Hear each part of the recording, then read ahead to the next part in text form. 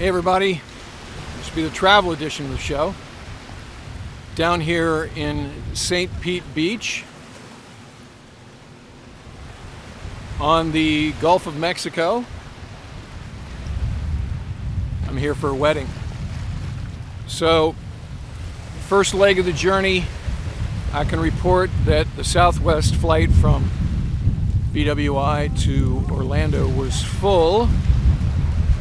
You know, you hear Southwest touting that they keep the middle seat empty. That was certainly not the case. Now, we got a heads up the day prior, and they're like, well, if you want to switch the flight, you can do it.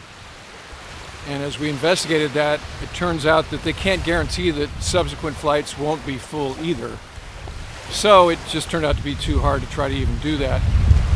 And I will say that everybody was compliant with the mask protocols. The flight attendants were very rigorous with enforcing them. There were no, QAnon rebels that forced us to divert or anything like that. So it was not an unpleasant experience.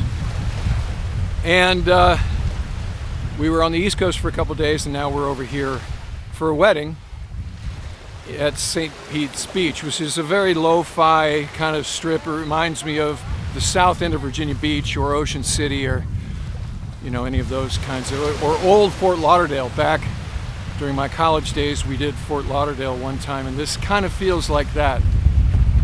There are some upscale resorts along the way, but it's mostly sort of ramshackle, lo-fi, old school, kind of saltwater taffy and t-shirts kind of a thing. So it has its own charm.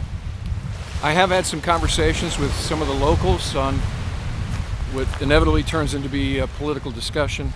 I can tell you that pervasive is the idea that cancel culture is an existential threat to America. One guy described the Dr. Seuss situation as the U.S. government actually executed that as part of their cancel culture strategic plan. When I tried to explain, it was actually the Seuss estate that removed 6 overtly racist titles and not the entire Dr. Seuss situation. They segued into this line of thinking that elementary school teachers were instilling their white students with guilt about their whiteness, which was reminiscent of what Megyn Kelly said to Bill Maher on a recent episode of the Bill Maher Show. And so they also insisted that Joe Biden has dementia. And another thing that was truly bothering them was the commercials with mixed race couples. And they insisted that that's part of Hollywood's agenda to encourage mixed race breeding. And when I said, well, maybe they're just trying to demonstrate to their car buying demographic or whomever that demographic, insurance purchasing demographic, that they're in touch with some trends and their motive was to either sell insurance or cars, they said that was naive of me to think that way. So, but I will say that everybody's very nice here. The state is wide open. They're very happy with Governor DeSantis's leniency with respect to that kind of thing.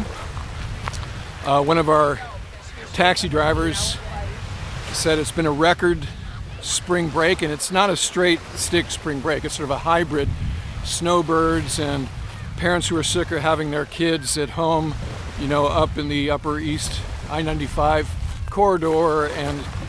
But this female cab driver said, yeah, it's been a record year, and she was very happy with what's happening. So I will say it's great to be in the outdoors. People are complying with mask protocols inside.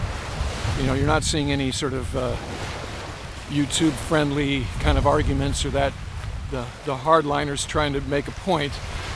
So that's good, because I was concerned about some of that, and that hasn't happened so far. So, again, greetings from the Gulf of Mexico.